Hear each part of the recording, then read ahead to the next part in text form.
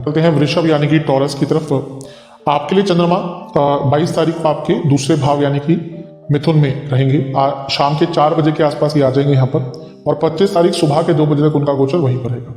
चंद्रमा का दूसरे भाव में आना कहीं ना कहीं धन प्राप्ति के लिए बहुत अच्छा होता है। स्वयं आपके लिए वो तीसरे भाव के स्वामी हैं। ये बताता है कि अपने प्रयासों से व्यक्ति को लाभ मिलता है। कुछ कार्य अटक रहे थे, धन के मामले में उसमें लाभ मिलता है। चंद्रमा केंद्रुम योग के हैं। कोई भी ग्रह आसपास इर्द गिर्द नहीं बैठा तो ये चंद्रमा थोड़े अस्थिर हो जाते हैं। इसलिए वाणी पर नियंत्रण कीजिएगा। कुछ ऐसी चीजें बोल सकते हैं, बोल जाएंगे तो फिर बाद में पछताएंगे। इसलिए अपनी वाणी पर थोड़ा सा कंट्रोल कीजिएगा। भाई बहनों के साथ भी थोड़ी बहस हो सकती है। इसके साथ ही कलीग्स के साथ भी थोड़ी बहस हो सकती है कार्य क्षेत्र में। लेकिन ओवरऑल देखा जाए, क्योंकि चंद्रमा दूसरे घर में है, और हमेशा मैं बताता हूं कि वहां पर चंद्रमा जब आते हैं तो धन आगमन के सूचक होते हैं। यहां पर अगर देखें तो बुध, मंगल और शुक्र, इन तीनों की ही दृष्टि यहां पर पड़ रही है। और तीनों क्योंकि अष्टम में है तो ये अकस्मात धन लाभ का योग बनाता है। मंगल की दृष्टि चंद्र मंगल योग बनाती है, ये भी पैसे के लिए अच्छा है। और शुक्र की जो दृष्टि है चंद्रमा पर, ये शुभता है, यानी कि शुभ प्रकार से धन की प्राप्ति, घर में ऐश्वर्य, दरिद्रता का नाश, ये दिखाती है। और कुछ एंसेस्ट्रल प्रॉपर्टी से जुड़ा वाद विवाद चल रहा था, चीजों को आगे बढ़ाने के लिए, थोड़ा सा सॉल्व करने के लिए समय अच्छा है।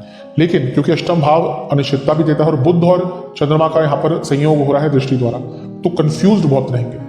तो भले ही पैसा आ जाए, कहीं पे पैसा लगाने के बारे में यहाँ पर मत सोचिएगा, वरना थोड़ी बहुत दिक्कत, थोड़ी बहुत परेशानी आपको झेलनी पड़ सकती है। जहां तक नवांशा की बात है, अच्छा समय है। आपके पूरे व्यक्तित्व में एक आकर्षण और ऊर्जा रहेगी। दशांश कार्य क्षेत्र में कम बोलिएगा।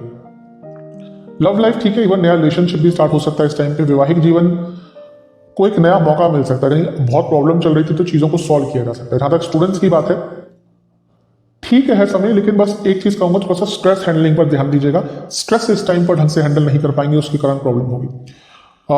सेहत के हिसाब से आंखों के रोग आपको तंग कर सकते हैं। जहां तक सर्वाष्टक की बात है, तो आपका 12वां स्थान अत्यंत बली है, तो खर्चे थोड़े आपके बढ़ सकते हैं। 25 तारीख सुबह के करीबन 2 बजे के आसपास चंद्रमा अपना राशि परिवर्तन करेंगे और आपके धन स्थान को छोड़कर आपके तीसरे भाव में प्रवेश कर जाएंगे, यानी कि कर्क राशि में।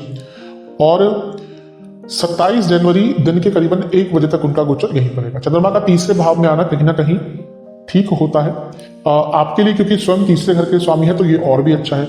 और ये जो सूर्य से क्योंकि सप्तम में होंगे तो पूर्णिमा योग भी है, सब कुछ अच्छा है।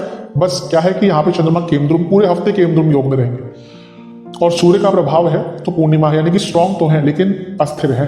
तो अपने कम्युनिकेशन पर ध्यान दीजिएगा, अपनी ऊर्जा पर कंट्रोल कीजिएगा।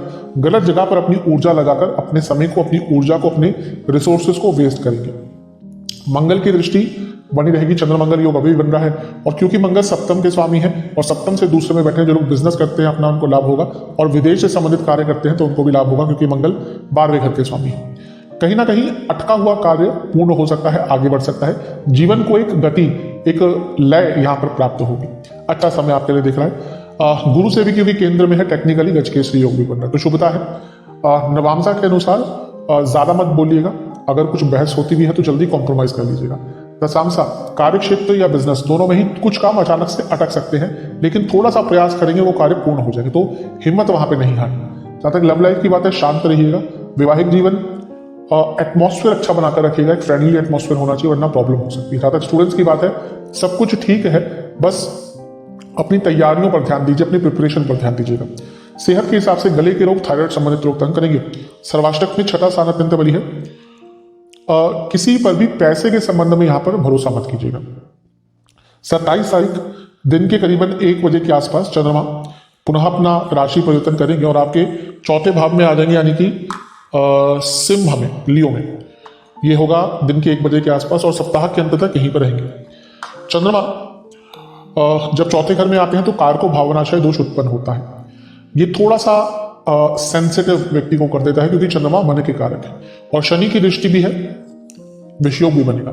तो घर में कलह कलेश हो सकता है, घर की महिलाओं की तबीयत बिगड़ सकती है, माता जी की तबीयत बिगड़ सकती है, और एक उच्चाट सा माहौल घर में रहेगा। तो इमोशनल लाइफ के लिए समय अच्छा नहीं है, क्योंकि तीसरे घर के स्वामी है, चौथे घर में है। प्रॉपर्टी संबंधित अगर कुछ बेचना आदि चाहते थे तो उसके लिए समय अच्छा रहेगा, लेकिन घर में माहौल अच्छा नहीं रहेगा। गुरु की दृष्टि है, वो चीजों को बचाएंगे, लेकिन फिर भी क्योंकि गुरु भी 12वें घर में है तो उनका प्रोटेक्शन देने वाला जो तत्व है वो थोड़ा सा कम रहेगा। तो यहाँ पर अपनी मेंटल स्टेट का इमोशनल लाइफ का, पर्सनल लाइफ का, फैमिली लाइफ का, सबसे ज़्यादा आपको ध्यान देना है। नवांशा के अनुसार चीज़ों को सिंपल रखिएगा, सरल रखिएगा। दशांशा के अनुसार कार्य क्षेत्र में अपने ऊपर ट्रस्ट दिखाना पड़ेगा, लेकिन किसी और पर ट्रस्ट मत कीजिएगा। लव लाइफ ठीक है, ज़्यादा कोई प्रॉब्लम नहीं दिख रही। वैवाहिक जीवन में पुरानी चीज़ों को लेकर बहस हो सकती है। जहाँ तक स्टूडेंट्स की बात है, बहुत अच्छा या शुभ समय ये नहीं दिख रहा। सर्वाष्टक के हिसाब से आपका छठा स्थान फिर से अत्यंत बलिया है। व्यर्थ की चिंताएं हफ्ते के अंत में बहुत तंग करेंगी। उपाय के स्वरूप में दुर्गा माता को 2 घी के दिए अर्पण कीजिएगा और दुर्गा जी की आरती कीजिए।